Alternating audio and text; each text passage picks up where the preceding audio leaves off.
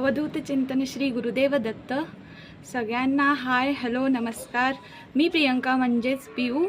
माझ्या या व्हिडिओमध्ये मी तुमचं सहर्ष स्वागत करते. जसे की काल सांगितल्याप्रमाणे या व्हिडिओमध्ये मी प्रेग्नेंट वुमन म्हणजे जी प्रेग्नेंट स्त्री असते किंवा जी मुलगी असते प्रेग्नेंट, तिची काळजी कशी घ्यायची ह्या व्हिडिओमध्ये ही आपण माहिती घेणार आहोत.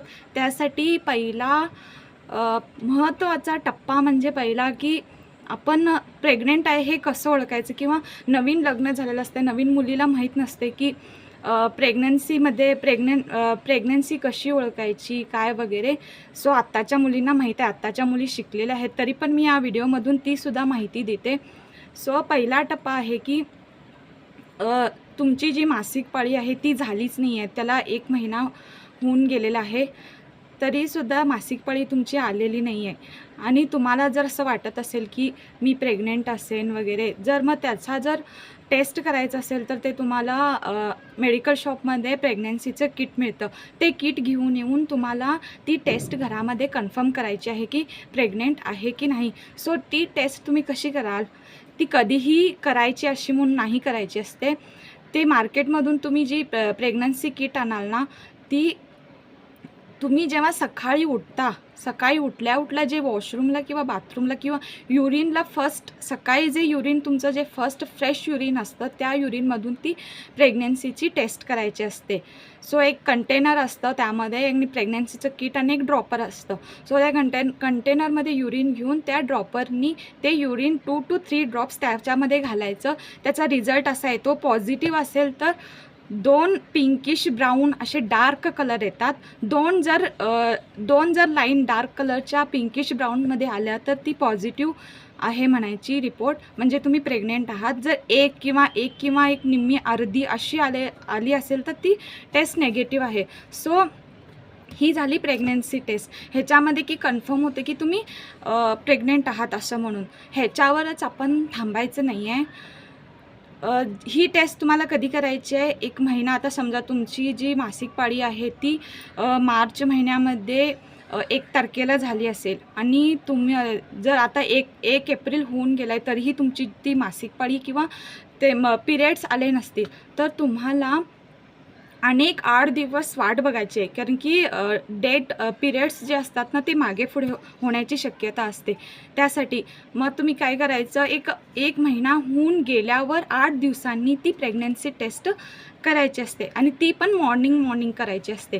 उठल्या सकाळी जे फर्स्ट युरिन असतं त्यामध्ये ते टेस्ट करायची असते. जर तुमचा पॉझिटिव्ह येत असेल तर तुम्ही लगेचच 1-2 दिवसामध्ये लगेचच जाऊन तुमच्या गायनॅकोलॉजिस्टला किंवा जे तुमचे फॅमिली डॉक्टर्स असतील त्यांना तुम्ही जाऊन भेटायचं आहे. त्याच्याही आधी काय करायचे, जर तू समजले की प्रेग्नन्सी माझी पॉझिटिव्ह आले तर कोणत्या गोष्टी करू नयेत याचं तुम्हाला सांगते. कोणत्या गोष्टी करायच्या नाहीत प्रेग्नन्सीमध्ये, कारण की ही पहिले 3 महिने हे पूर्ण महत्त्वाचे येतात आणि हा जो टप्पा आहे ना फर्स्ट ट्रायमिनिस्टरमध्ये मोडतो.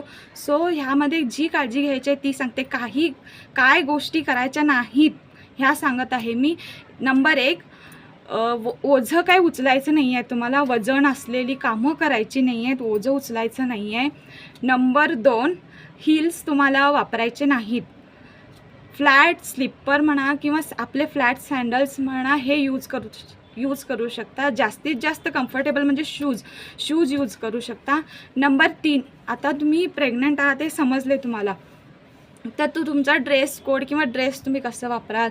मी सजेस्ट करेन की जास्तीत जास्त कॉटनचे किंवा असे आता फ्रॉक्स आलेत, लॉंग फ्रॉक्स आलेत जे की लूज असतात थोडे, ते वापरलं पाहिजे. जर घरामध्ये असाल तर तुम्ही गाऊन, मी प्रेफर करेन मॅक्सी किंवा गाऊन तुम्ही यूज करू शकता. लॅगिन्स अवॉइड करायचे आहे, जीन्स अवॉइड करायचं आहे. लॅगिन्स आणि जीन्समुळं काय येते, थाईजवळ आणि पोटाजवळ टाईटनेस येतो आणि पोटाजवळ टाईटनेस आला तर पोटावर प्रेशर येतं. सो त्यासाठी आपल्याला जास्तीत जास्त कम्फर्टेबल क्लॉथ्सचं प्रेफर केलं पाहिजे वापरायला.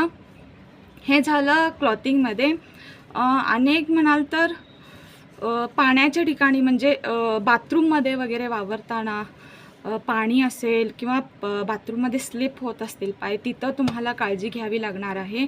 आणि चौथा पॉईंट म्हणजे तुम्हाला पपया अवॉइड करायचा आहे. कितीही क्रेविंग्स होत असले तरी पपया खायचा नाही. पपयामुळं अबॉर्शन होण्याचे चान्सेस भरपूर असतात नाही 100% होतं असते, कारण की ते उष्ण फळ म्हटलं जातं पपयाला. सो पपया खायचा नाही आहे.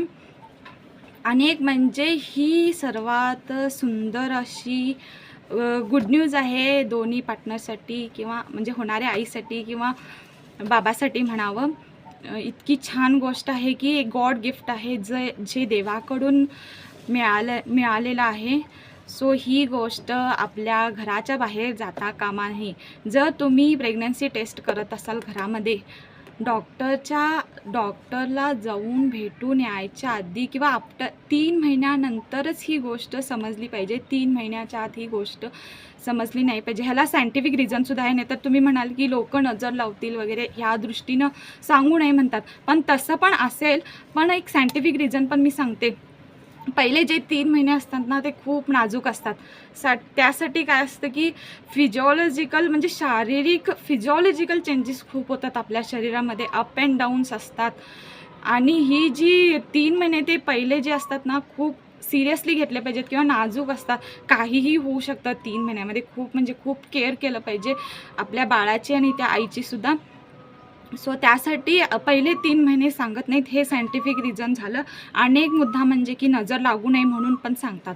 सो आपल्या पार्टनरमध्ये आणि आपल्या 4 घराच्या भिंतीमध्ये ही गोष्ट राहिली असेल. आफ्टर 3 महिन्याने जसं पोट वाढत जाईल तसं सगळ्यांना ही गुड न्यूज समजते. सो तो प्रश्न वेगळा आहे. हे झालं तुमच्या सेफ्टीसाठी. आणि पपया तर खाऊच नाही. आणि सांगायचं झालं तर पाण्याची क्वांटिटी तुम्ही वाढवली पाहिजे. म्हणजे जवळजवळ 2 ते 3 लिटरचा तरी इंटेक चालू केला पाहिजे. हे फक्त मी आता मेजर म्हणजे आता तुम्ही अजून डॉक्टरकडे गेला नाही आहात त्याच्यासाठी ह्या पूर्वसूचना म्हणजे आपण काय केलं पाहिजे काय नाही केलं पाहिजे. फर्स्ट तर मी सांगितलं की लूज कपडे घातले पाहिजेत. सेकंड, हाय हिल्स वापरायचं नाही आहे आपल्याला. आणि पपया खायचं नाही आहे, ओझं उचलायचं नाही आहेत, अवघड कामं करायची नाहीत. हे 5 पॉईंट तुम्हाला लक्षात ठेवायचे आहेत. सो आता त्यानंतर काय करणार आहात तुम्ही, तुमची प्रेग्नन्सी टेस्ट कन्फर्म झाली आहे. मग नेक्स्ट तुम्हाला काय करायचं आहे, गायनेकोलॉजिस्टकडे जायचं आहे. गायनेकोलॉजिस्टला जायचं आहे, अपॉइंटमेंट घ्यायचं आहे, भेटायचं आहे त्यांना, भेटून चेकअप करायचं आहे. पहिल्या गेल्यावर काय करतील ते ब्लड टेस्ट करणार, युरिन टेस्ट करणार. ब्लड टेस्टमध्ये कन्फर्मेशन होतं आणि कन्फर्म झालं की सोनोग्राफी करतात. सोनोग्राफीमध्ये तुम्हाला दाखवतील ते छोटंसं एवढंसं एम्ब्रिओ फॉर्मेशन झालेलं असतं आपल्या युट्रसमध्ये किंवा पिशवीमध्ये, गर्भाशयामध्ये छोटंसं असं झालेलं असतं. क्यूट असतं ते बघायला, खूप मजा असते, मुवमेंट असते, एन्जॉय करा. असं नाही की टेन्शन घेऊ नका, प्रेशर घेऊ नका. खूप छान दिवस असतात ते, जे मी 2 वेळा अनुभवले त्यासाठी सांगते तुम्हाला. आणि डॉक्टरला आणि तुम्ही नीट चेकअप करून घ्या. तुम्हाला ते सोनोग्राफी दाखवतील, ते रिपोर्ट्स देतील. आणि त्यानंतर जे तुम्हाला पहिल्यापासून काहीतरी त्रास असेल, फॉर एक्झाम्पल म्हणजे तुम्हाला शुगर आहे किंवा ब्लड प्रेशरचा त्रास आहे, एकेकांना सीझर्स म्हणजे फिट्स येतात, फिट्सचा त्रास असेल, काही दुसऱ्या गोष्टींचा त्रास असेल तर तेव्हा त्यांना सांगितलं पाहिजे. कारण की त्याचे मेडिकेशन स्टार्ट असतात आपल्याला. ते मेडिकेशन्स काय करतात तर डॉक्टर त्याच्यावर ते सांगतात की कुठले रेफर करतात की आपल्याला कुठलं मेडिसिन्स घ्यायचं आहे, कुठलं नाही.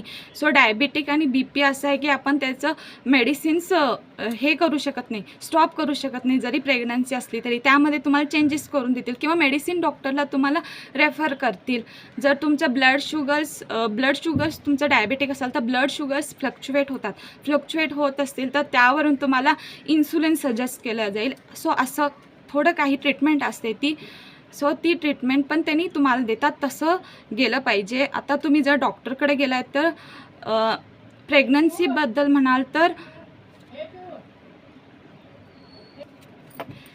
या व्यतिरिक्त पण कधी डॉक्टर हे राहिलं डायबिटीस, ब्लड प्रेशर किंवा बाकी जे काहीतरी प्रॉब्लेम असेल त्या मेडिसिनबद्दल. या व्यतिरिक्त तुम्हाला आता फॉलिक ॲसिडची गरज खूप असते. सो डॉक्टर काय प्रिस्क्राईब करतील तुम्हाला, folic ॲसिडचे tablets, vitamin B1, B6, B12 हे अँटीऑक्सिडंट्सचे जे टॅबलेट्स असतात, मेडिकेशन्स असतात ते तुम्हाला प्रिस्क्राईब करतील. सो हे मेडिकेशन्स आहे ना, न चुकवता न एस्केप करता दररोज 2 टाईम येते बहुतेक. फॉलिक ॲसिडची काहीतरी दुपारी येणार आणि रात्री जी येणार ती विटॅमिन्सचं मेडिकेशन्स तुम्हाला येणार. ते न चुकवता दररोज घेतलं पाहिजे. त्यामुळे काय होते, जर तुमचं ब्लड लेवल वगैरे कमी असेल तर त्यात वाढण्याची शक्यता असते. सो त्यासाठी ते दिलेलं असतं. फॉलिक ॲसिड पण थोडं कमी जास्त असू शकतं, त्यासाठी पण ते कंपल्सरी मेडिकेशन्स देतातच. आणि हे झालं आपला पहिला टप्पा. ह्याच्यामध्ये काय करणार तुम्ही, प्रेग्नन्सी कन्फर्म करणार. प्रेग्नन्सी कन्फर्म झाले की आपल्याला घरामध्ये जी काळजी घ्यायची आहे ती काळजी घेणार. काळजी म्हणजे काही गोष्टी करायच्या नाहीत, त्या गोष्टी तुम्ही करायच्या नाही आहेत काळजी घेऊन. त्यानंतर तुम्हाला इमिडिएटली गायनेकोलॉजिस्टकडे जाऊन चेकअप करून घ्यायचं आहे. उदाहरणार्थ ब्लड टेस्ट असतील, युरिन टेस्ट असतील, सोनोग्राफी असेल, हे सर्व करून घ्यायचं आहे.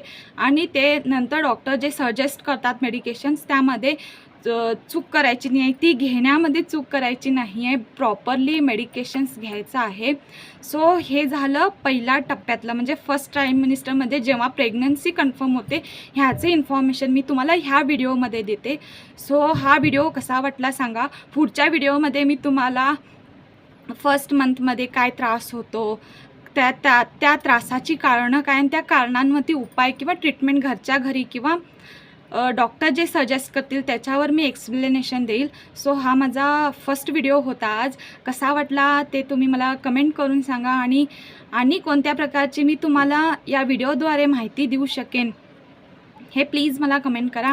आणि प्लीज प्लीज प्लीज सबस्क्राईब करा. माझं नवीन चॅनल आहे, सपोर्ट करा. काल खूप जणांनी मेसेज आणि थ्रू कॉल करून मला खूप जणांनी शुभेच्छा दिल्या, सपोर्ट केला, त्यासाठी थँक्यू सो मच. आणि प्लीज जरा सबस्क्राईब करा हो. आणि काय नाही, चल बस आता इतकंच. भेटूया पुढच्या व्हिडिओमध्ये अशाच एका नवीन व्हिडिओसोबत. तोपर्यंत bye bye. I love you.